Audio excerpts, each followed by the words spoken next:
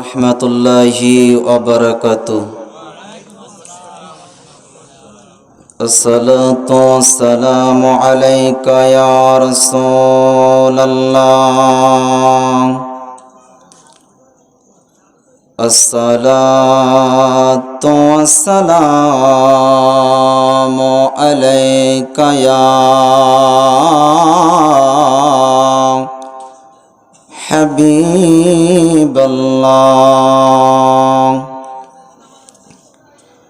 আসসালাতু ওয়াসসালামু আলাইকা ইয়া শাফিয়াল মুসলিমিন। আসসালাতু ওয়াসসালামু আলাইকা ইয়া রাহমাতাল লিল আলামিন।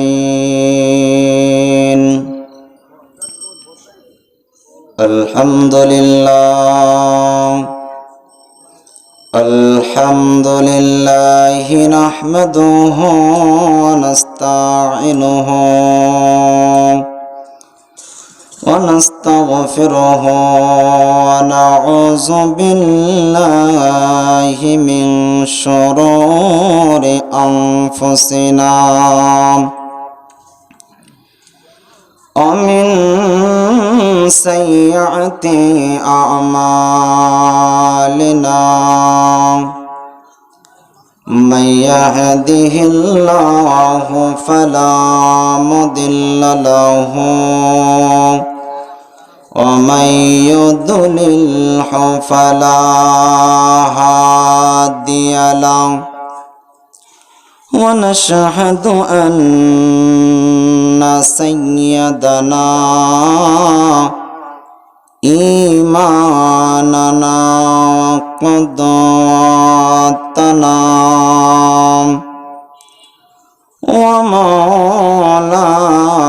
ومولانا محمدا عبده ورسوله الذي أرسله بالحق بشيرا ونذيرا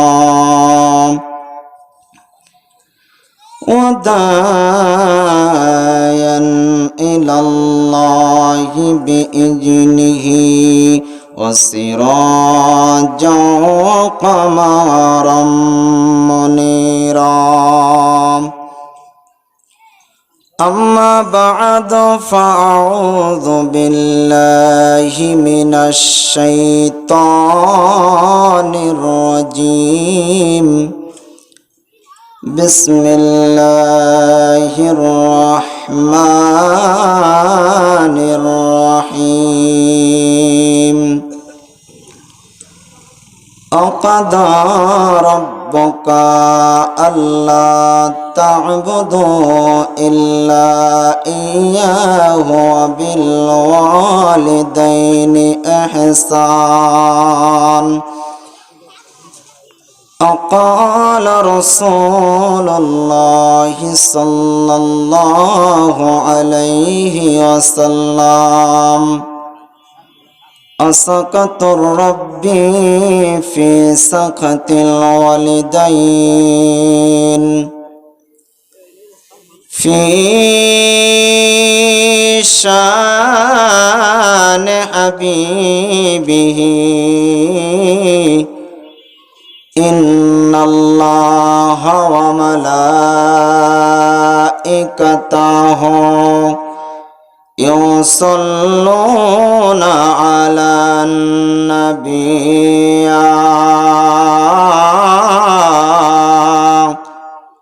أيها الذين آمنوا صلوا عليه وسلموا تسليما. اللهم صل مولانا محمد وعلى مولانا অতয় আর কত কাল করবি হেলা অতর কেটে গেল আয়ু বেলা সেরে দেনা খেলা দোলা পাক নামে মোহাম্মদ আল্লাহুম্মা সাল্লি মোহাব্বতে মাওলানা মোহাম্মদ আলা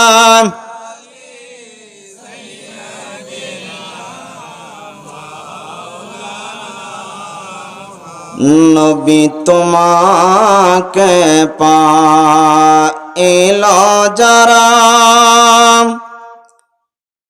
অগদন্ন তারা জীবনে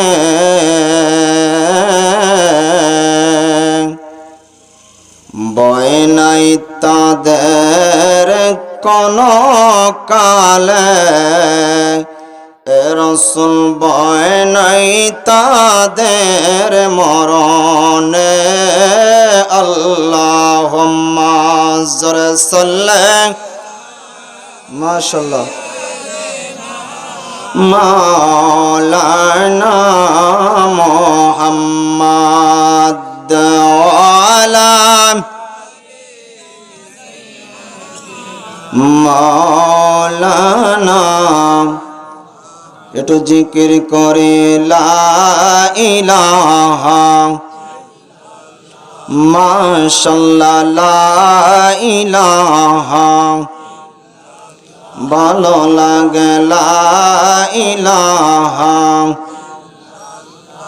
বাইরে নামাজ রোজা সাইরনা তোমার মা বাবার খেদমত বইল না বলেন নামাজ রোজা সাইরনা তোমার মা বাবার খেদমত বইল না আমার নবীর দরুদ সাইরনা ভাইরে নবীর দরুদ আমার নবী তোমায় বলবে না লা ইলাহা হক লা ইলাহা ও লা ইলাহা লা ইলাহা ইল্লাল্লাহু মুহাম্মাদুর রাসূলুল্লাহ সাল্লাল্লাহু আলাইহি ওয়াসাল্লাম। আলহামদুলিল্লাহ, সমস্ত প্রশংসা সমস্ত তারিফ সেই মহান রব্বুল আলামিনের দরবারে, যে মহান মালিক আজকের এই কৃষ্ণদিয়া মিনাপাড়া জামে মসজিদের উদ্যোগে আয়োজিত আজকের এই মাহফিলে আমাদেরকে আসার বসার তৌফিক দিয়েছেন। সেই মহান রব্বুল আলামিনের দরবারে সকলে শুকরিয়া তান দিল প্রাণকে উজাড় করে দিয়ে সকলে মহাব্বতের সঙ্গে বলি আলহামদুলিল্লাহ। তারই সাথে সাথে অসংখ্য দুরূদ ও সালাম জানাই আখতাবে নবুয়ত শাহেনশাহে রিসালাত শামসুদ্দোহা বদরুদ্দুজা নূরুল হুদা নূরুন আলা নূর নবীনা শফিনা হাবিবিনা মাওলানা মুহাম্মদ সাল্লাল্লাহু আলাইহি ওয়াসাল্লামের পবিত্র রওজা মুবারকে অসংখ্য দুরূদ ও সালাম। আর সালাম জানাই আজকের মাহফিলের সম্মানিত সভাপতি জনাব মোহাম্মদ বাদশা মোল্লা সাহেব। আর সালাম জানাই আজকের মাহফিলের প্রধান অতিথি জনাব হযরত মাওলানা আব্দুল কুদ্দুস সাহেব, শিক্ষক, ইসলামী বিশ্ববিদ্যালয় কুষ্টিয়া। আমার পূর্বে দীর্ঘ নাতে আলোচনা করলেন আমার উস্তাদ, যার হাতে আমি ছোটবেলা থেকে মানুষ হয়েছি, হযরত মাওলানা জাহিদুল রহমান সাহেব, ভাইস প্রিন্সিপাল শেখ আব্দুর রাজ্জাক আলিম মাদ্রাসা। আর সালাম জানাই আজকের মাহফিলের সামনে উপবিষ্ট আশিকান, জাকিরান, ধর্মপ্রাণ মুমিন মুসলমান ভাইয়েরা, পদ্মার অন্তরালে মা ও বোনেরা, সকলের প্রতি আমার অন্তরস্থল থেকে সালাম। আসসালামু আলাইকুম ওয়া রাহমাতুল্লাহি ওয়া বারাকাতুহু। আপনারা সবাই তো উত্তর দিলেন না। আপনাদের সঙ্গে কি আমার কোনো শত্রুতা আছে? জোরে বলেন, আছে? মনে রাখবেন, বক্তা ছোট হোক বড় হোক, যদি বক্তার সঙ্গে কথা না বলে শ্রোতায়, তাহলে বক্তার মুখ দিয়ে কথা বের হয় না। আপনারা তো একটু আওয়াজ দিতে পারবেন? পারবেন আওয়াজ দিতে? জোরে বলেন, পারবেন? মাঝে মাঝে রাসূল সাল্লাল্লাহু আলাইহি ওয়াসাল্লামের উপরে দরুদ শরীফ পাঠ করব, কোনো কষ্ট হবে? আমার বাবারা, প্রত্যেক দিন এখানে মাহফিল হবে না। আজ এখানে জান্নাতের বাগান সাজানো হয়েছে কিছুক্ষণের জন্য। রাত সর্বোচ্চ 12টার পরে এই জান্নাতের বাগান ভেঙে যাবে, এখানে আগের মতো মাঠ হয়ে যাবে। কিন্তু যাদের নসিব ভালো, তারাই জান্নাতের ময়দানে, জান্নাতের বাগানে বসার সুযোগ পায়। যাদের নসিব খারাপ, তারা জান্নাতের বাগানে আসতে পারে না। মনে রাখবেন, 1000 লোকের মধ্যে একজন লোক জান্নাতে ঢুকবে। 1000 লোকের মধ্যে একজন মাত্র লোক জান্নাতে ঢুকবে, বাদ বাকি জাহান্নামে যাবে। আমাদের পাশে বাজার, এটা মুসলিম এলাকা। এই এলাকায় অসংখ্য অগণিত মুসলমান আছে।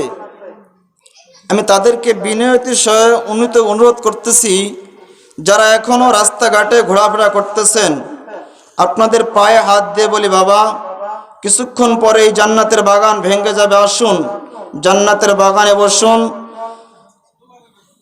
জান্নাতের ফল ভক্ষণ করুন। সাহাবা একরাম প্রশ্ন করলেন, ইয়া রাসূলুল্লাহ, দয়ার নবী গো, মায়ার নবী গো, এই জান্নাতের ফল আবার কি? আমার নবী ডাক দিয়ে বলে, সাহাবীরা রে,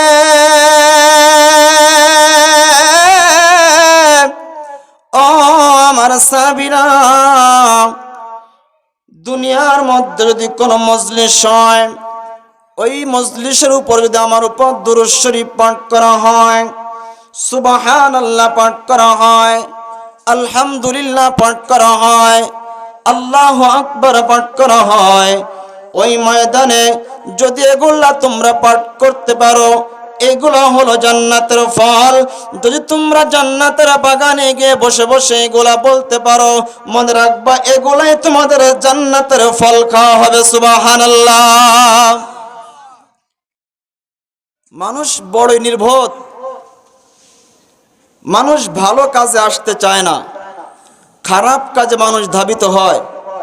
মনে রাখবেন, যদি আজকে এটা জান্নাতের বাগান না হয়ে, মাহফিল না হয়ে, একটা যাত্রাপালার মঞ্চ হইতো, অথবা কোনো মেয়ে মানুষ এনে নাচানো হইতো, খোদা কি কসম, আপনারা প্যান্ডেলে জায়গা দিতে পারতেন না। কথা বলেন ঠিক কিনা? জায়গা দিতে পারতেন না। আপনারা বললেও ঠিক, না বললেও ঠিক, জায়গা দিতে পারতেন না। কিন্তু এটা জান্নাতের বাগান, কিন্তু মানুষ ভিতরে ঢুকতেছে না, মানুষ রাস্তা দিয়ে হাঁটাহাঁটি করতেছে।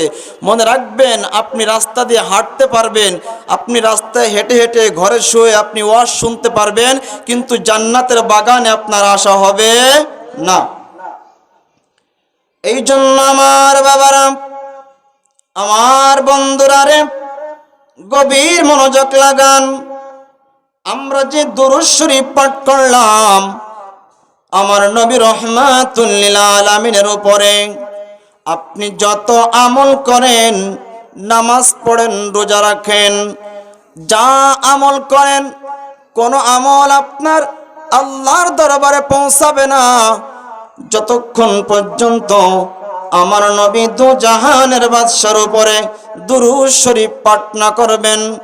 হযরতে ওমর রাদিয়াল্লাহু তাআলা আনহু বর্ণনা করেন, একজন বান্দার আমল আসমান জমিনের মধ্যবর্তী জায়গায় ঝুলন্ত অবস্থায় থাকে যতক্ষণ পর্যন্ত দু জাহানের বাদশা নবী কামলিওয়ালার উপরে দুরূদ শরীফ পড়া হয় না, ততক্ষণ পর্যন্ত ওই আমল আল্লাহর দরবারে যায় না। কথা বলেন ঠিক কিনা? আমার নবী রহমাতুল লিল আলামিনের উপর যদি আপনি দুরূদ সালাম না পাঠ করেন, আপনার নামাজ হইতো না। নামাজের মধ্যে আত্তাহিয়াত আমরা পড়ি কি পড়ি না? জোরে বলেন, পড়ি কি পড়ি না? আমরা আত্তাহিয়াত পড়ি, ওইখানে আমার নবীর সালাম আছে, আসসালামু আলাইকা আইয়ুহান নবী। আমার নবীকে সালাম দেয়া লাগে। যদি ওইখানে নবীর সালাম না দেন তাহলে আপনার নামাজ হবে না। এই জন্য আশেক বলে, নামাজের ভিতরে কাউকে সালাম দেওয়া যায় না, নবীকে সালাম না দিলে নামাজ তো বাই হয় না। বলেন, নবীকে সালাম না দিলে নামাজ তো বাই হয় না। আপনি নামাজের মধ্যে যদি আপনি আমাকে সালাম দেন, নামাজ হইতো নি? নামাজ হইতো? নামাজ হইতো না। যদি আপনি নামাজের মধ্যে সালামের জবাব নেন, আপনার নামাজ হবে না। আর আমার নবীকে সালাম না দিলে আপনার নামাজ হইতো না। এই জন্য একজনকে সালাম দিলে নামাজ হয় না, আর একজনকে সালাম না দিলে নামাজ হয় না। দুইজনে একজন আরেকজন সমান হতে পারে না। আমার নবী নবীর জায়গায়, উম্মত উম্মতের জায়গায়। কথা বলেন ঠিক কিনা? তো ওই নবীর সামনে একটু মহব্বতে দুরূদ শরীফ পড়তে পারবেন না? সবাই আমার সঙ্গে মহব্বতে বলেন, আল্লাহুম্মা সাল্লি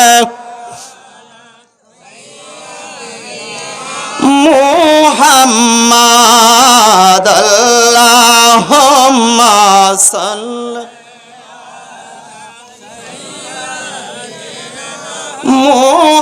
মুহাম্মাদ নবিয়ানা শাফিয়ানা মাওলানা মুহাম্মাদ, আল্লাহুম্মা সাল্লি দেনা মুহাম্মাদ নবিয়ানা শাফিয়ানা মাওলানা। আইসো একা যাইবা একা, সঙ্গে কেহ যাবে না। হায়রে ওই কবরে নবী সারা বান্ধব কাউরে পাইবা না। আল্লাহুম্মা সাল্লি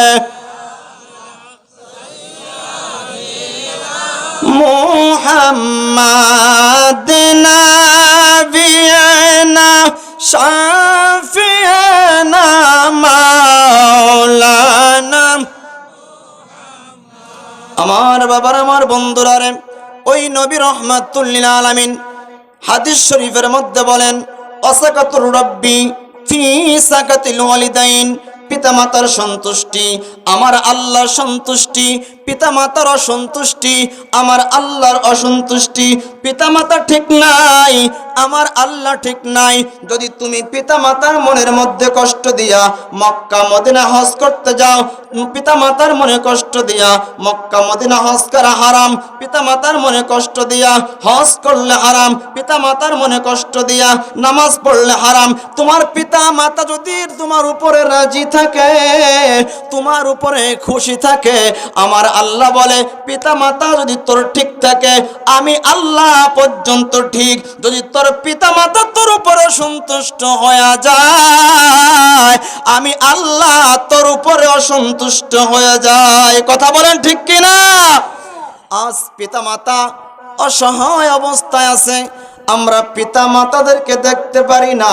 যেই পিতা মাতা কষ্টের পরে কষ্ট সহ্য করলো, যেই পিতা মাতা আপনার জন্য কষ্টের পর কষ্ট সহ্য করলো, আজকে সেই পিতা মাতাকে আমরা দেখতে পারি না।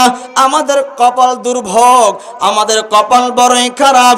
এই দুনিয়াতে যার মা নাই তার মতো এতিম পৃথিবীতে কেউ নাই। শাশুড়ি কোনোদিন মায়ের মতো না, শাশুড়ি মায়ের মতো হলেও মা না।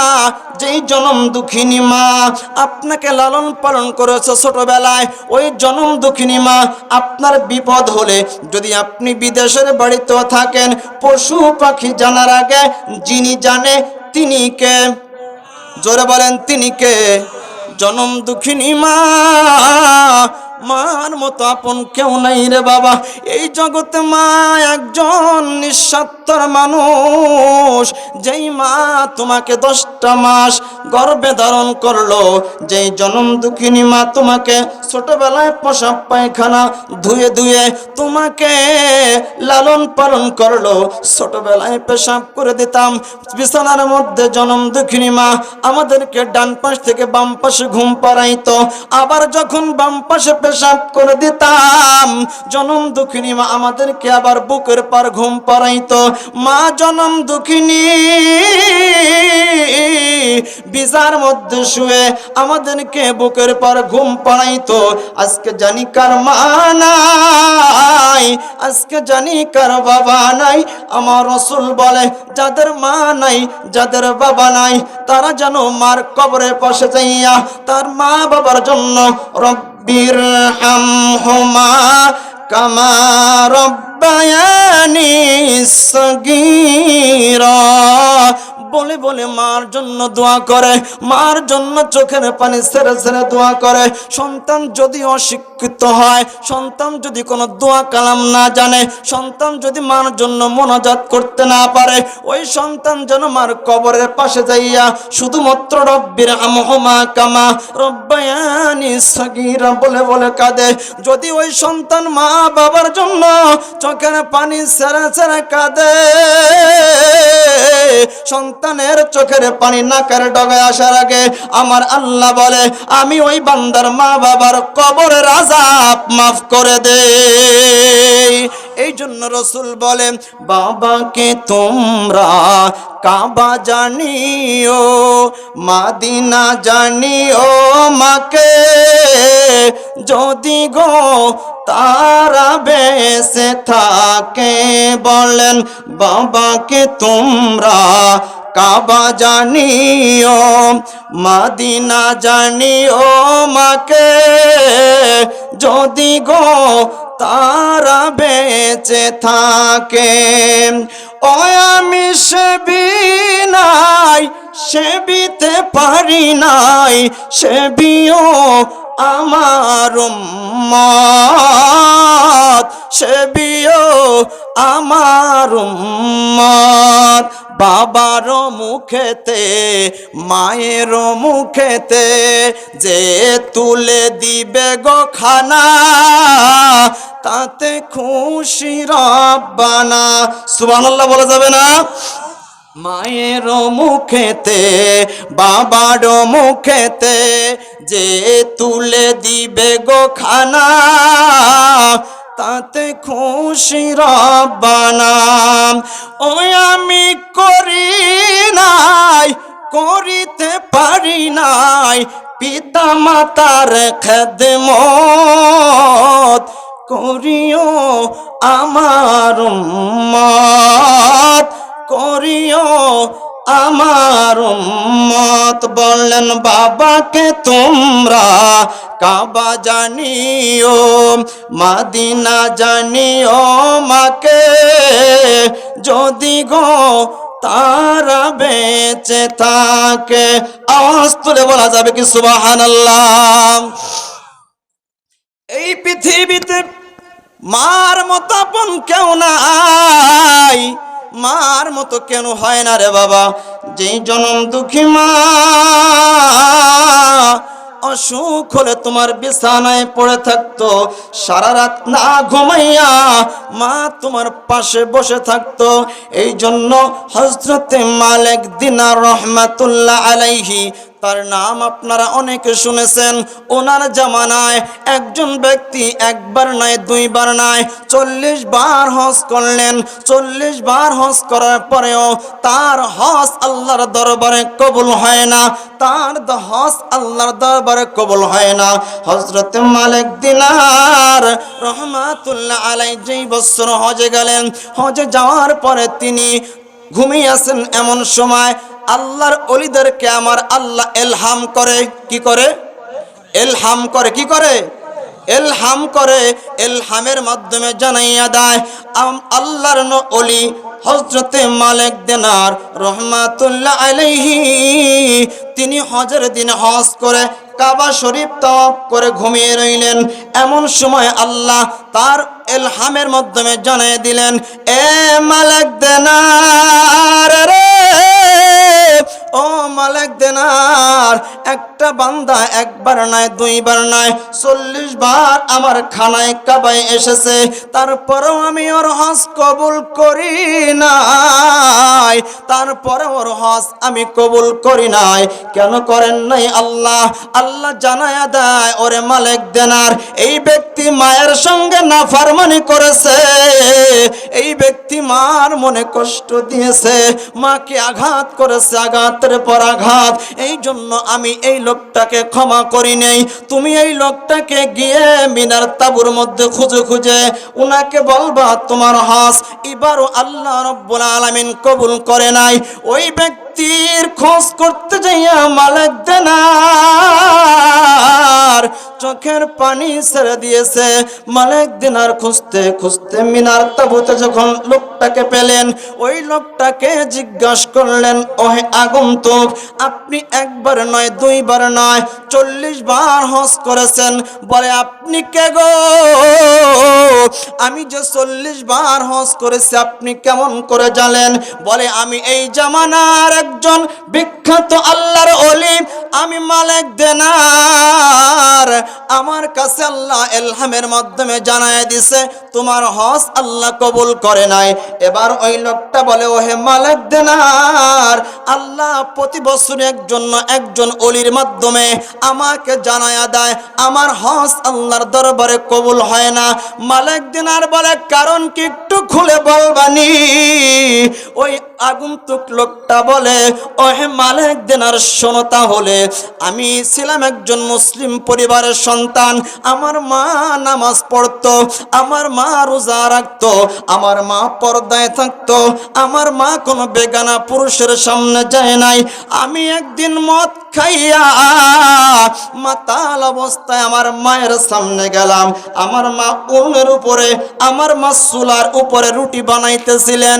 এমন সময় আমি মাতাল অবস্থায় ঘরের মধ্যে ফিরলাম। এমন সময় দেখি আমার মা, আমার জনম দুঃখী মা, আমার কাছে এসে মদের বোতলটা নিয়ে গেলেন, আমার 2 গালের মধ্যে থাপ্পড় দিলেন। ওরে মালিক দিনার, শোনো,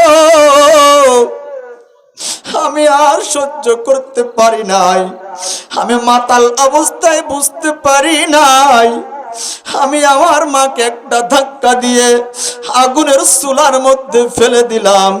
আমার মার কাপড়ের মধ্যে আগুন লেগে গেল। আমি চোখ দিয়ে দেখতেছি আমার মা আগুনে পুড়ে যাচ্ছে। এরপরেও আমি আমার মাকে আগুন নিভাই নাই। মাতাল অবস্থায় বুঝতে পারি নাই রে মালিক দেনান। আমি দেখলাম আমার সামনে আমার জনম দুঃখী মা পুড়ে পুড়ে ছাই হয়ে গেল। মা যখন পড়তেছিল ওই জনম দুঃখী মা আমাকে ডাক দিয়ে বলে, সন্তান রে তুই মদ খাচ্ছিলি, আমি তোকে বাধা দিলাম রে সন্তান, তারপরেও তুই মদ ছাড়লি না। আমাকে ধাক্কা দিয়ে যেহেতু আগুনের মধ্যে ফেলে দিলি, আমি মা চলে যাচ্ছি রে সন্তান। তবে আমি তোকে জানায়া যাই, তুই যদি সারা জীবন মক্কা মদিনায় পড়ে থাকিস, আল্লাহর ঘরখানায় কাবায় পড়ে থাকো রে সন্তান, তারপরেও আল্লাহ তোর ইবাদত কবুল করতো না। আমি তোকে অভিশাপ দিয়ে গেলাম, যতবার হজ করো, যত নামাজ পড়ো রে সন্তান, তোমার নামাজ, তোমার রোজা, তোমার ইবাদত বন্দেগী আল্লাহর দরবারে কবুল হবে না। জোরে বলা যাবে কি আল্লাহু আকবার। হযরত মালিক দিনার বলে, তারপরে কি হলো একটু শুনি। ওই লোকটা বলে, হযরত শোনেন তাহলে, আমার মা আগুনে পুড়ে গেল, আমার মাকে আর খুঁজে পাইলাম না, মার কোনো অস্তিত্ব নাই। যখন আমার হুঁশ ফিরে আসলো, হুঁশ ফিরার পরে আমি পাগলের মতো হয়ে গেলাম।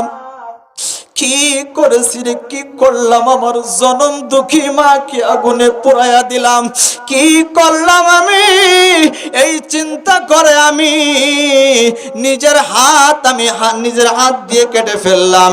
এরপরে বাম হাত কাটলাম, তারপরেও মনের মধ্যে শান্তি লাগে না, তারপরেও মনের মধ্যে আমার শান্তি লাগে না।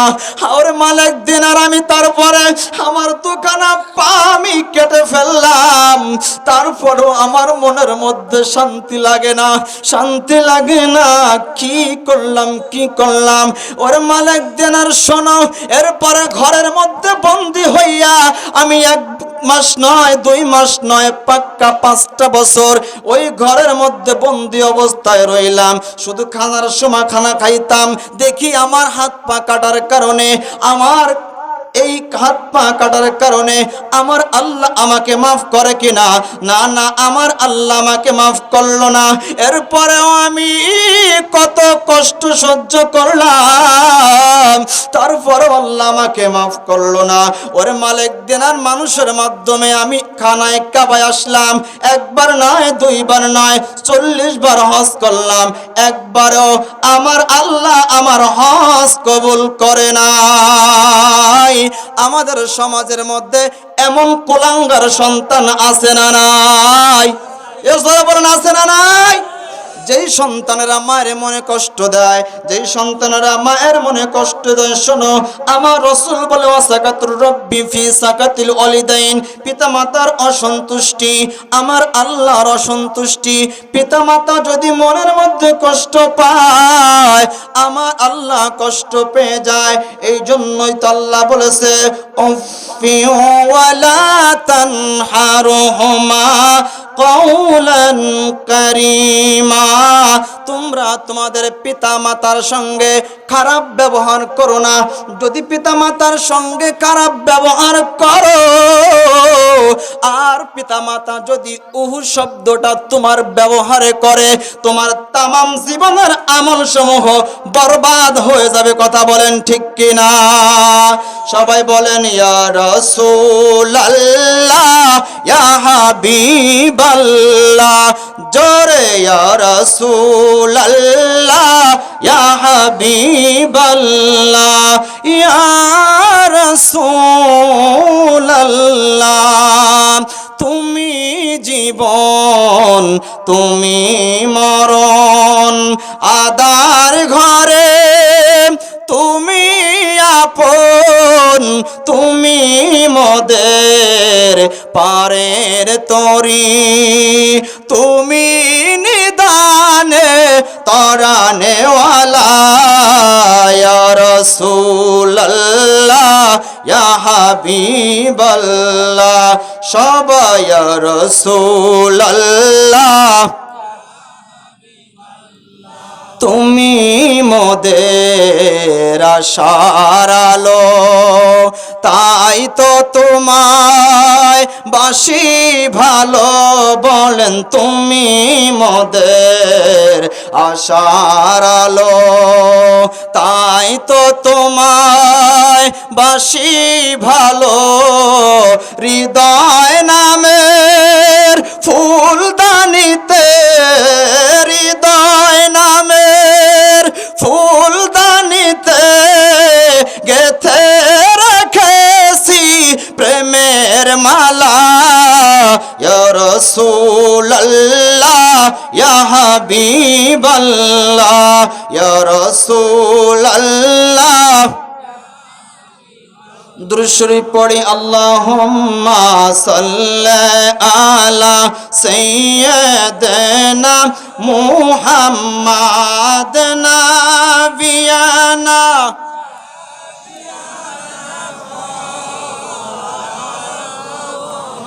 আমরা পাগল কাবার জন্যে, কাবা পাগল মাবুদের বলেন, আমরা পাগল কাবার জন্যে, কাবা পাগল মাবুদের, আমার মাবুদ পাগল নবীর জন্যে, নবীজি পাগল উম্মতের, আল্লাহুম্মা সাল্লি মুহাম্মাদ নাবিয়ানা শাফিয়ানা মাওলানা। বাবাজি কষ্ট হয়, মায়ের কথা শুনলে কষ্ট হয়। এবার আসেন আমার বাবারা, আমার বন্ধুরা, গভীর মনোযোগ লাগান, দিলের কান লাগায় শোনেন। ওই জনম দুঃখী মা আমি দেখেছি, আমার মা আমার জন্য, আমার ভাইয়ের জন্য কত কষ্ট করেছে। আপনার মা আপনার জন্য কষ্ট করেছে। আমি দেখেছি আমার মা আমার ছোট ভাইয়ের জন্য হাসপাতালের বেডে না ঘুমাইয়া না খাইয়া কত রাত পার করেছে। আমার বাবা আমার ভাইকে কোলে লইয়া হাসপাতালে হাসপাতালে দৌড়াইতে দৌড়াইতে যখন পারে না সন্তানকে মাটিতে শোয়া দিছে। কষ্টের পরে কষ্ট করেছে জনম দুঃখী মা।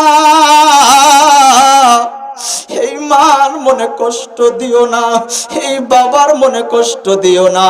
যদি মার মনে কষ্ট দাও, বাবার মনে কষ্ট দাও, আল্লাহর আরশ পর্যন্ত কেঁপে যায়। যখন ফতে মক্কা হয়ে গেল, এক সাহাবী বলে, ইয়া রাসূলুল্লাহ, দয়ার নবী গো, মায়ার নবী গো, আমি তো চেয়েছিলাম যেদিন মক্কা বিজয় হয়ে যাবে, যখন মানুষের আয়ত্তে মক্কা চলে আসবে আমাদের আয়ত্তে, ইয়া রাসূলুল্লাহ, আমি বলেছিলাম, নিয়ত করেছিলাম, যদি ফতে মক্কা হয়ে যায় আমি আল্লাহর আরশের খুঁটিতে চুমা খাবো। ইয়া রাসূলুল্লাহ, ফতে মক্কা তো হয়ে গেল, এখন আমি হলাম জমিনে, আল্লাহর আরশ কোথায় আর জমিন কোথায়? আমি জমিনে কেমন করে আমি আল্লাহর আরশের মধ্যে চুমা খাবো? আমার বাবারা, আমার বন্ধুরা রে, কেমন নবী দেখেন, কেমন গায়েবের খবর দেনেওয়ালা, হাসরের ময়দানে উম্মতকে তরানেওয়ালা নবী। আমার নবী ডাক দিয়ে বলে, সাহাবী রে,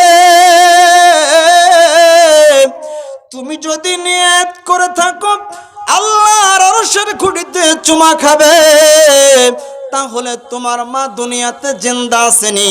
বলে, আমার মা জিন্দা আছে। বলে, যদি তুমি আল্লাহর আরশের খুঁটিতে চুমা খাইতে চাও, তোমার মার কদমে চুমা লাগায়া দাও।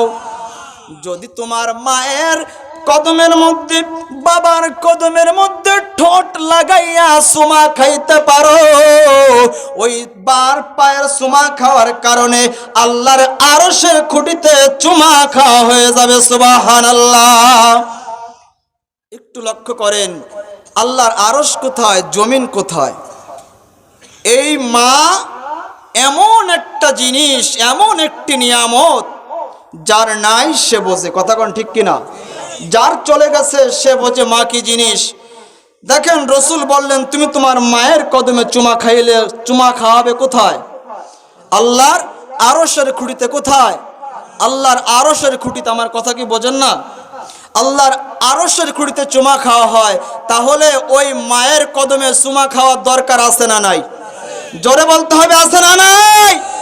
আমার বাবারা, এখন এই জায়গায় এসে যদি বলেন মায়ের পায়ে যখন চুমা খাবো অথবা মায়ের পায়ে হাত দিয়ে সালাম করব, এইখানে আসলে অনেকে ফতোয়া লাগায়, আছে না নাই? শিরিকের ফতোয়া লাগায়। শিরিক, মাথা নত করলে শিরিক হয় না, মাথা নত করলেই শিরিক হয় না। আজকে ধরেন আপনি এখান থেকে বাড়ি গেলেন, বাড়িতে যাওয়ার পরে অনেকের ঘরের দরজায় শিকল আছে না নাই? আছে না? এখন আপনি শিকল খুলতে হলে আপনাকে নিচে হইতে হবে কি না? নিচে হইতে হবে না? যদি আপনি নিচে হন শিরিক হবে, শিরিক হবে। আল্লাহর জাত এবং সিফাতের সঙ্গে যদি সমকক্ষ মনে করা হয় তখন শিরিক হয়, তাছাড়া শিরিক হয় না। এখন আপনি যদি মায়ের পায়ে চুমা খান, মায়ের পায়ে হাত দিয়ে সালাম করেন, অনেক ভাইয়েরা বলবে শিরিক হবে। কেমনে শিরিক রে বাবা? আজকে মায়ের পায়ে হাত দিয়ে সালাম করা কিছু ভাই সাপরা উঠে দেওয়ার কারণে আজকে মা বাপদেরকে বৃদ্ধাশ্রমে জায়গা হয়েছে। কথা বলেন ঠিক কিনা? যদি পিতামাতার পায়ে হাত দেওয়ার সেই রেওয়াজ আজও থাকতো, রসুলের সুন্নাহ যদি আজও থাকতো, তাহলে আজকে ঘরের মধ্যে বাপ মা বউয়ের কাছে লাঞ্ছিত হইতো না। কথা বলেন ঠিক কিনা? যদি সেই মাকে শ্রদ্ধা না করো, তোমার এহকাল বরবাদ, তোমার পরকালও বরবাদ হয়ে যাবে। মা তোমার আপনজন, মায়ের মতো আপন আর কেউ হয় না, এই জগতে আর কেউ হবেও না। গভীর মনোযোগ লাগান আমার বাবারা, আমার বন্ধুরা। রে আমার নবী রাহমাতুল লিল আলামিন পিতামাতার খেদমতের ব্যাপারে বললেন, তোমাদের যাদের পিতামাতা দুনিয়ার মধ্যে আছে রে, ওই মায়ের মনে কষ্ট দিও না, ওই বাবার মনে কষ্ট দিও না। যেই জনম দুঃখী বাবা তোমাকে সারা রাত্র সারা দিন চৈত্র মাসের রোদের মধ্যে পড়ে পড়ে সোনার দেহকে কঙ্কাল করে দিলেন, যেই বাবা সুন্দর চেহারাকে তোমার জন্য, বাবা তিনি সুন্দর চেহারাকে রোদে পোড়াইয়া পোড়াইয়া চেহারাকে কালো করে দিলেন, মা না ঘুমাইয়া তোমাদেরকে ঘুম পাড়াইলেন, নিজে না খাওয়াইয়া তোমাকে আমাকে ঘুম পাড়াইলেন। ওই মায়ের মনে কষ্ট দিলে আমার খোদার আরশ পর্যন্ত কাঁপে। কথা বলেন ঠিক কিনা? আজকে যাদের মা নাই তারা কারে যাইয়া মা কয়া ডাক দিবে রে? যাদের বাবা নাই তারা বাড়িতে যাইয়া কারে বাবা বলে ডাক দিবে? আমি দেখেছি আমার বাবা ঈদের দিনে পুরান জামা গায়ে দিয়া আমাদেরকে নতুন জামা গায়ে দিয়াই তো, আমরা যদি বলতাম বাবা আপনি কেন পুরান জামা গায়ে দেন, নতুন জামা কেন বানান না, আপনি কেন আমাদেরকে নতুন জামা পরাইয়া ঈদগাহে নিয়ে যান, আপনি ছেঁড়া জামা কেন পরেন? সেদিন বাবা বলতো, বাবারে আজ বুঝবি না, সেদিন বুঝবি। যেই দিন বাবা হবি আজকে বুঝি বাবা কত কষ্ট করে আমাদেরকে লালন পালন করেছে। প্রত্যেকের বাবাই তার সন্তানের জন্য না খাইয়া না ঘুমাইয়া রোদে পড়ে কষ্টের পর কষ্ট সহ্য করে যেই বাবা তোমাদেরকে আজকে এত বড় করলেন, আজকে সেই বাবার ঘরে বাবা তোমার ঘরের মধ্যে জায়গা হয় না। একটা সন্তান বিল্ডিং বানাবে, ওই বিল্ডিং এর জন্য যখন ইঞ্জিনিয়ার আসলো, ইঞ্জিনিয়ার আসার পরে মা ডাক দিয়ে বলে ঘর থেকে, বাবারে একটা প্যান্ট শার্টওয়ালা টাইওয়ালা লোকটাকে কি জন্য এসেছে? সন্তান ডাক দিয়ে বলে, মা দুনিয়াতে একটা বিল্ডিং করব, ওই বিল্ডিং এর জন্য এই লোকটা এসেছে। মা ঘর থেকে ডাক দিয়ে বলে, বাবা রে কেমনে কি করবি, বিল্ডিংটা আমাকে একটু বল। সন্তান বলে, মা 3 তলা ফাউন্ডেশন করব, 4টা রুম করব। একটা রুমের মধ্যে আমি থাকতাম, তোমার বৌমা থাকতো, আর একটা রুম হলো গেস্ট রুম, ভিআইপি মেহমান আসলে থাকবো। আর একটা রুম তোমার নাতির জন্য, তোমার নাতির জন্য, আর একটা তোমার পুতির জন্য, 4টা রুম। মা ঘর থেকে ডাক দিয়ে বলে, সন্তান রে তুই 4টা রুম করবি, আমার কোনো দুঃখ নাই, আমার কোনো কষ্ট নাই। তবে আমি তোর কাছে জিজ্ঞেস করি রে বাবা, এই যে একটা ঘর তুলবি, এই ঘরের মধ্যে কি আমার আর তোর বাবার জায়গা হইতো না? আমি জনম দুঃখী মা, তোকে পেটে লয়া কষ্টের পরে কষ্ট সহ্য করলাম। আমি জনম দুঃখী মা, তোকে পেটে লইয়া যখন খাইতে বসতাম, তুই পেটের মধ্যে লাথি দিতি, আমি মা খাবার থুইয়া বিছানার মধ্যে শুয়ে যাইতাম। আমি যখন শুয়েতাম তুই আবার পেটের মধ্যে লাথি দিতি, আমি মা ওইটা দাঁড়াইতাম। রাতের বেলায় যখন আমি ঘুমাইতাম, পেটের মধ্যে তুই লাথি দিতি, আমি মা সহ্য করতে না পেরে ঘরের মধ্যে হাঁটাহাঁটি করতাম রে সন্তান। আমার এই ছোট্ট একটা পেটের মধ্যে তোর মতন 6 জন সন্তানকে জায়গা দিতে পারলাম। আজকে তোরা 6 জন সন্তান হইয়া আমি মাকে একটা রুম করে দিতে পারো না। আমাদের সমাজ আছে না বাবা, আছে না? অনেক সন্তান আছে, 6টা ভাই, তারপরেও একটা মা, একটা বৃদ্ধ বাবাকে ঘরের মধ্যে জায়গা হয় না। যে 6টা ভাই আছে, 5টা ভাই আছে, ভাইরা মাকে ভাগ করে ফেলেছে। মা ভাগ করার জিনিস না, বাবা ভাগ করার জিনিস না। একটা মা, একটা বাবা, একটা মা হইয়া 10 জন পর্যন্ত সন্তানকে একই ঘরের মধ্যে রাখতে পারে, এক থালায় খাবার খাওয়াইতে পারে, একই প্লেটে খাবার খাওয়াইতে পারে, একই প্লেটে একই পাতিলে খাবার খাওয়াইতে পারে। কিন্তু 6টা 10টা সন্তান মিলে 2টা মা বাপকে পালতে পারে না। কথা বলেন ঠিক কিনা? মায়ের কান্দন যাবদ জীবন, 2-4 মাস বইনের কান্দন রে, ওরে ঘরের পরিবারের কান্দন কয়েকদিন পর থাকে না। দুঃখের দরদি আমার জনম দুঃখী মা, গর্ভধারণী মা, জনম দুঃখী মা। দুঃখের দরদি আমার জনম দুঃখী মা। মায়ের প্রসবের কালে বুক ভেসে যায় নয়ন জলে, তবুও মা ডাকে সোনা ময়না। এই জিহাদি বেবে বলে, ওরে জান্নাত মায়ের পায়ের নিচে রে। ও তোরা দেখ বুখারী হাদিস খুলে করছে নবী ঘোষণা। দুঃখের দরদি আমার জনম দুঃখী মা, গর্ভধারণী মা, জনম দুঃখী মা। দুঃখের দরদি আমার জনম দুঃখী মা। আজকে যাদের মা নাই, আজকে যাদের বাবা নাই, ঘরে যে দেখবে মায়ের সব কিছু আছে, মায়ের বিছানা আছে, মায়ের বালিশ আছে, মার কাপড় আছে, মার সব কিছু ঘরের মধ্যে শোকেজের মধ্যে সাজানো আছে।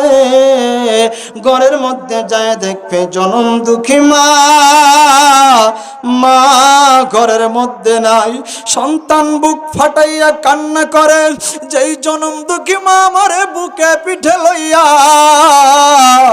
আমাকে মানুষ করেছে, আজকে আমার সুখের দিনে সেই জনম দুঃখী মা নাই, সেই মা কবরের মধ্যে ঘুমায় গেছে।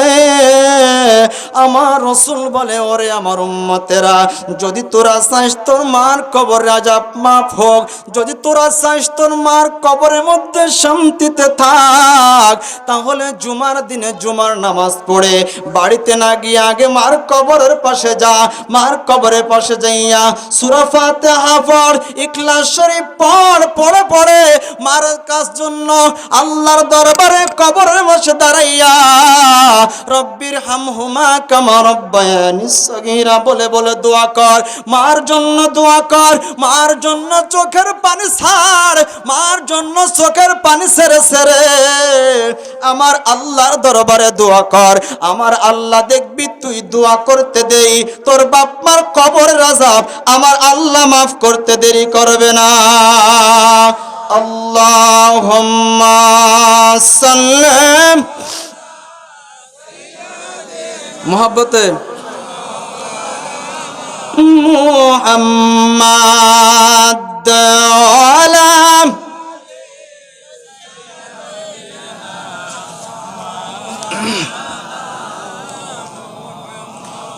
নবী তোমার সেই নূর দিয়া আসমান জমিন আউলিয়া सारे जहां पैदा किया पाक नामे मोहम्मद अल्लाहुम्मा ज़ोरे सल्लम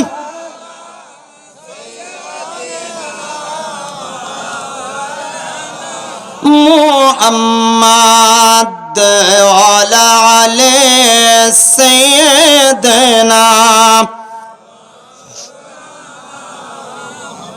যাদের মা চলে গেছে তাদের কবরের পাশে যাইয়া দোয়া করবেন, আর যাদের মা দুনিয়াতে আছে আমি আপনাদের পায়ের মধ্যে হাত দিয়ে বলে যাই, বাবা যাদের মা আছে দুনিয়াতে, যারা মায়ের মনে কষ্ট দিয়ে ফেলেছেন, মাকে আঘাত দিয়ে ফেলেছেন, মার চোখ থেকে পানি ঝরাইছেন, মার বুকের মধ্যে বাবার বুকের মধ্যে উহু শব্দটা আপনারা যারা করাইছেন, আমরা যারা করাইছি, আজকে মাহফিল থেকে যাইয়া মায়ের পা বাবার পা জড়াইয়ে ধরে ধরে ক্ষমা যদি আমরা চাই, আমাদের মা আমাদের মাফ করতনি, জোরে বলেন করতনি।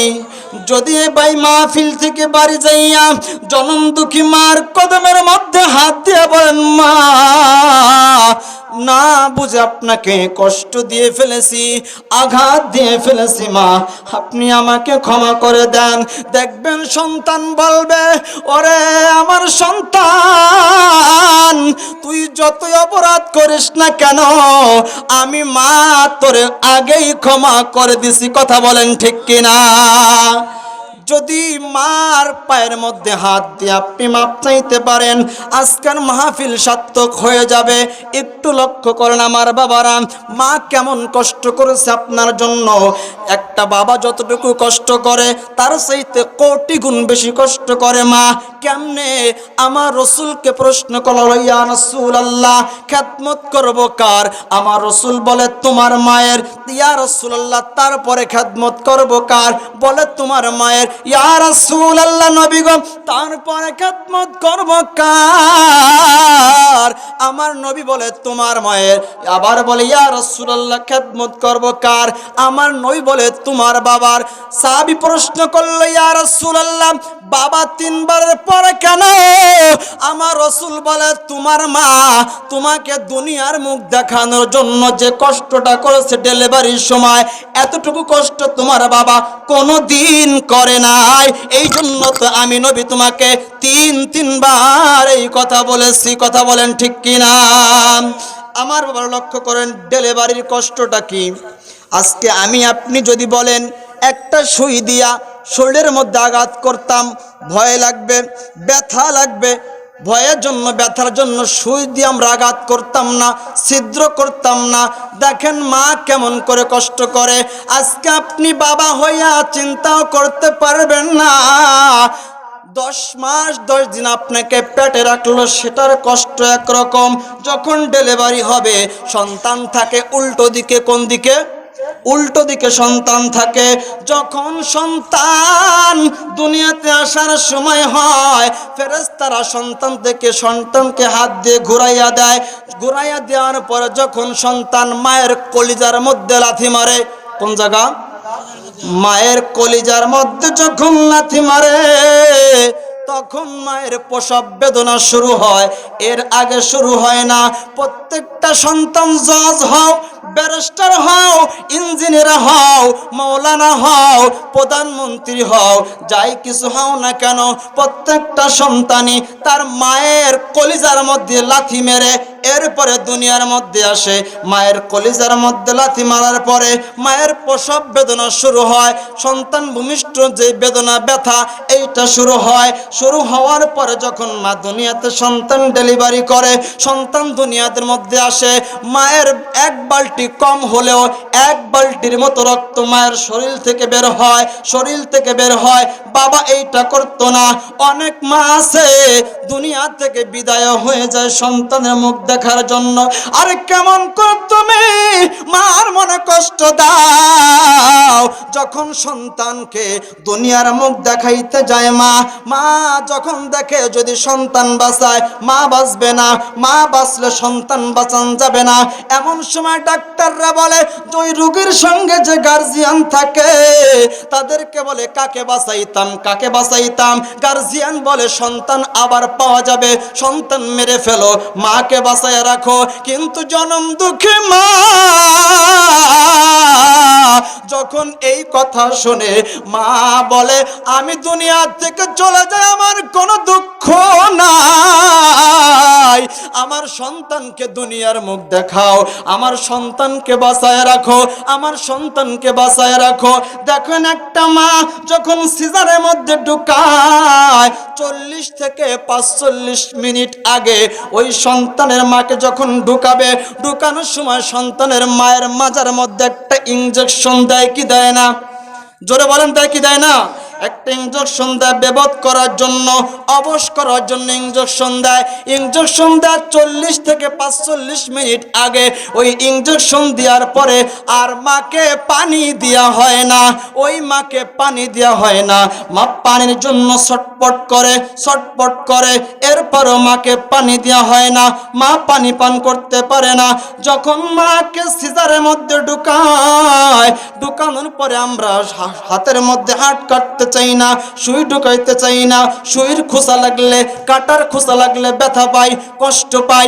আর ওই মাকে যখন সিজারের মধ্যে ঢুকায়, জনম দুঃখিনীর মার পেটের মধ্যে একটা চামড়া না, 2টা না, 7-7টা চামড়া, 7-7টা চামড়ার পাল্লা কেটে এরপরে সন্তান বের করা হয়। মা আর জীবনে কোনোদিন ভারী জিনিস আলগাইতে পারে না, মা কোনোদিন আর ভারী জিনিস আলগাইতে পারে না, কষ্টের কাজ করতে পারে না। তারপরেও মা সন্তান বলে না, কথা বলেন ঠিক কিনা? এমন দরদি ভাবে কেউ হবে না আমার মা, মা গো। মায়ের 1 ধার দুধের দাম কাটিয়া গায়ের চাম, পাপস বানাইলেও ঋণের শোধ হবে না। এমন দরদি ভাবে কেউ হবে না আমার মা, মা গো। দেখি তো বাবা, কাদের মা বাবা নাই? একটু হাত তোলেন না।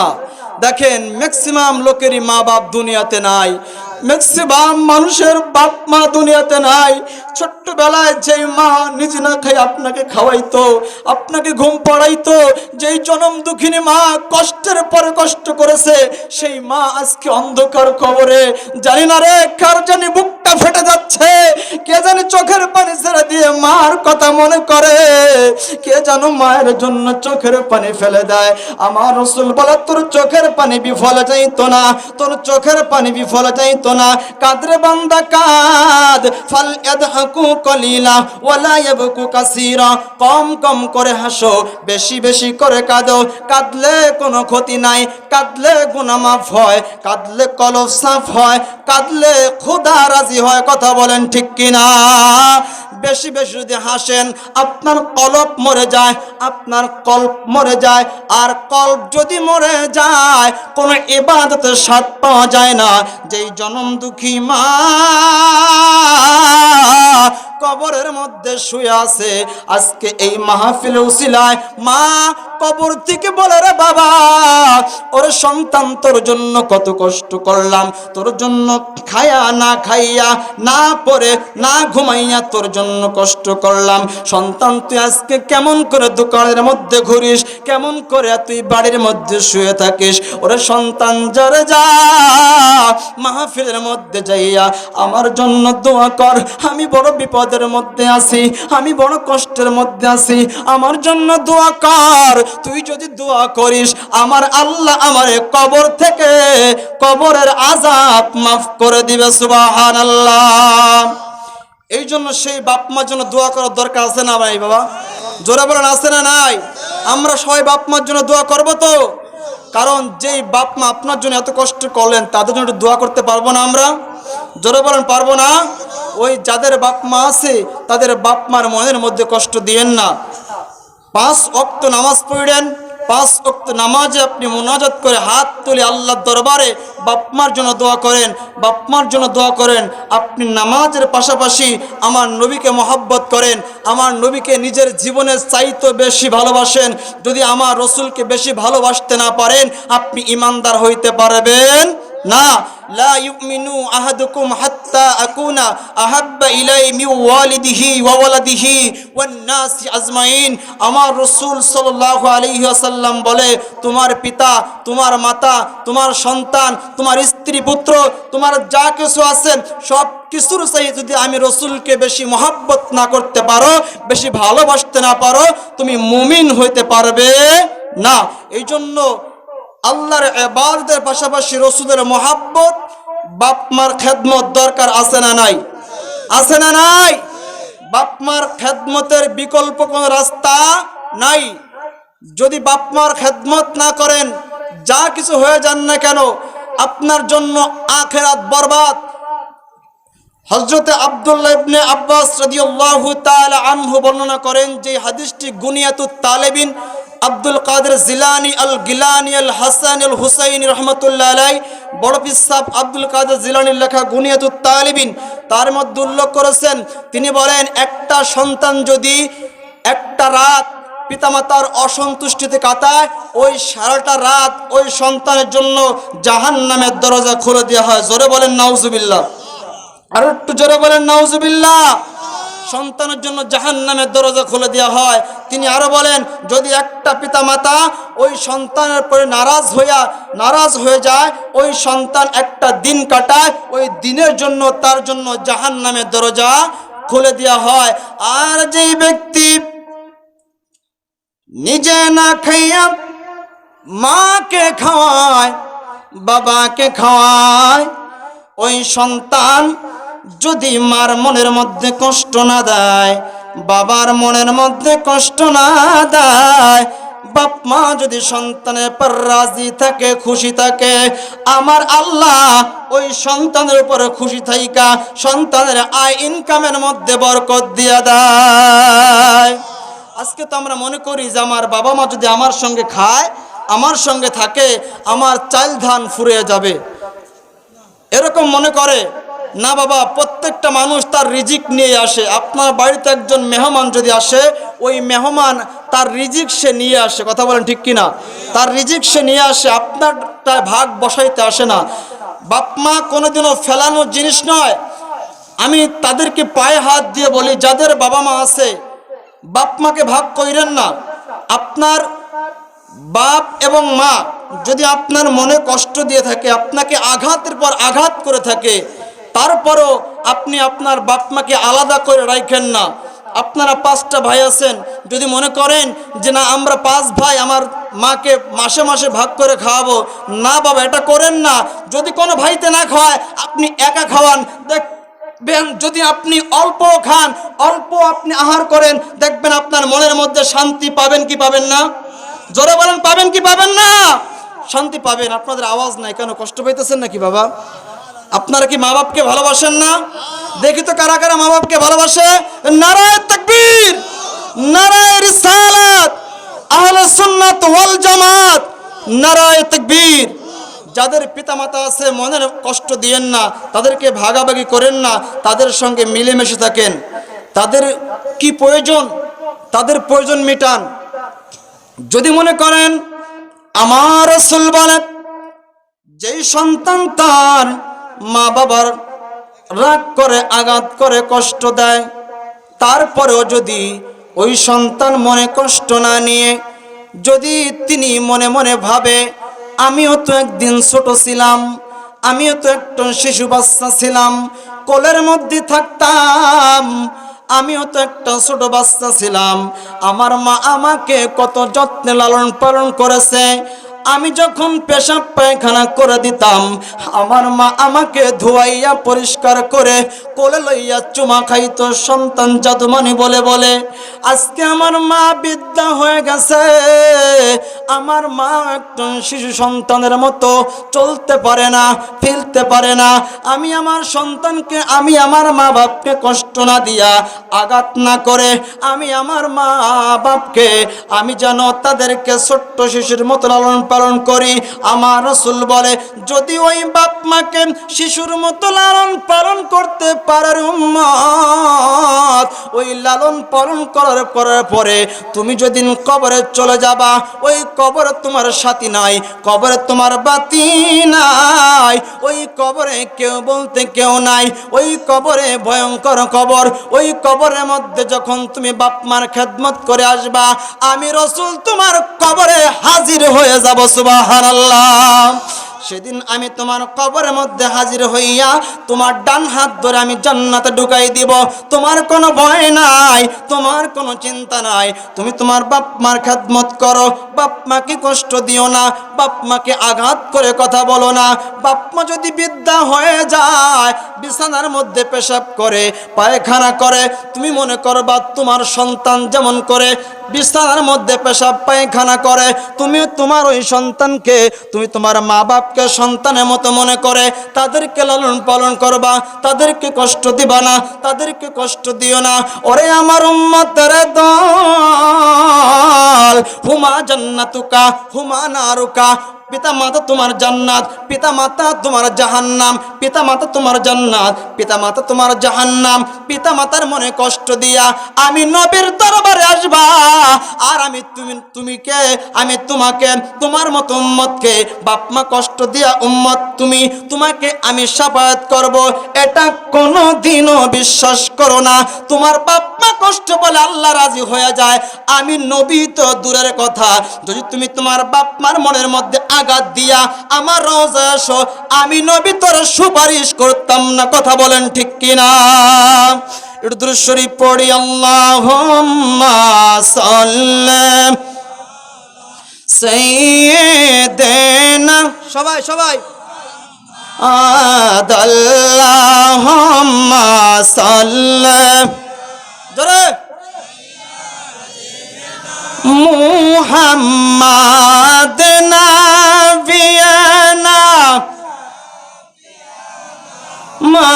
মাওলানা।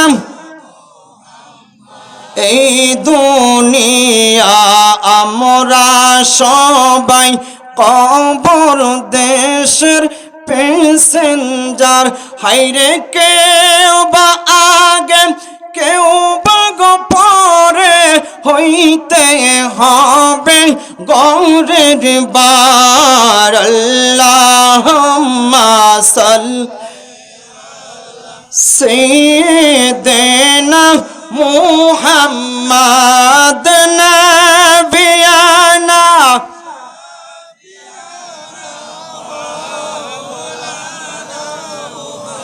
আমরা আদম পাপী গো তাপী নবী গো আপনার চিনলাম না হায়রে সেই কারণে রোজ হাসরে আমাদেরকে বুঝলেন না আল্লাহুম্মা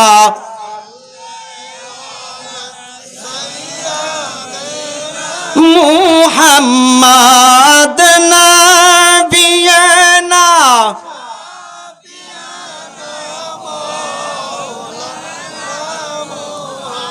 আমি আমার নবীর উপরে আলোচনার মাঝে মাঝে দুরূদ শরীফ পড়ে আপনাদের কষ্ট হয়নি?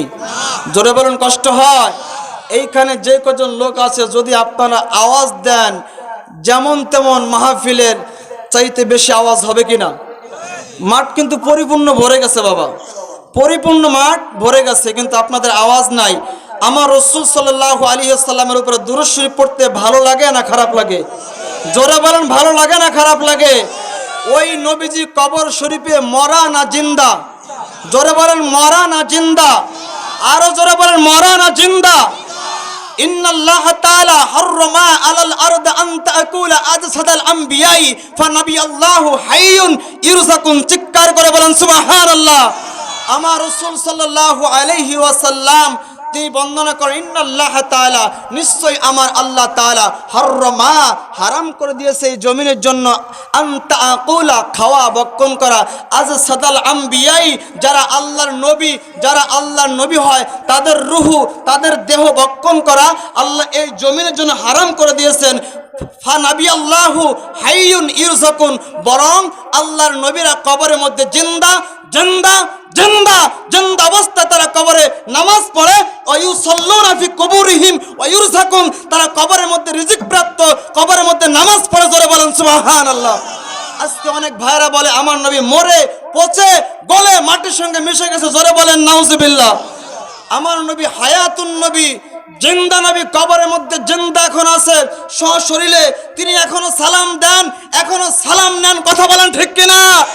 আমার নবী এখনো রওজা শরীফের মধ্যে সালাম দেন, সালাম নেন। শরফুদ্দিন বুসরি রহমাতুল্লাহ আলাইহি তার দুই পা প্যারালাইজ ছিলেন। তিনি একদিন কবিতা লিখতেছেন মনের দুঃখে। কবিতার মধ্যে তিনি বলতেছেন, যার বাংলা হলো এই, তোমরা আমায় ক্ষমা করো হে নিন্দুক ভাই, যদি আমাকে তালাশ করো আমার মধ্যে রসুলের প্রেম ছাড়া অন্য কোনো দোষ নাই। এই কবিতা লিখে যখন তিনি ঘুমায়ে পড়লেন, স্বপ্নের মাঝে আমার রসুল আসলেন। রসুল এসে তার দস্তক মোবারক হাত দিয়ে তার দুই পা মালিশ করে দিয়ে শরফুদ্দিন বুসরিকে গায়ের মধ্যে কালো ডোরাকেটা চাদর গায়ে দিয়ে বললেন, যা বেটা, এখনো কেন ঘুমিয়ে আসিস? আগামীকাল থেকে ফজরের নামাজ জামাতে শরীফ পড়বি। জোরে বলেন সুবহানাল্লাহ। শরফুদ্দিন বুসরি যখন ঘুম ভাগলেন ফজরের সময়, ঘুম থেকে উঠে দেখে তার দুই পা ভালো হয়ে গেছে, তার গায়ের মধ্যে রসুলের দিয়া ডোরাকাটা চাদর গায়ের মধ্যে আছে। জোরে বলেন সুবহানাল্লাহ। আমার নবীজি এখন পর্যন্ত সালাম নেন, এখনো আশেকের ঘরে আশেকি আসে না। জোরে বলেন আশেকি আসে না।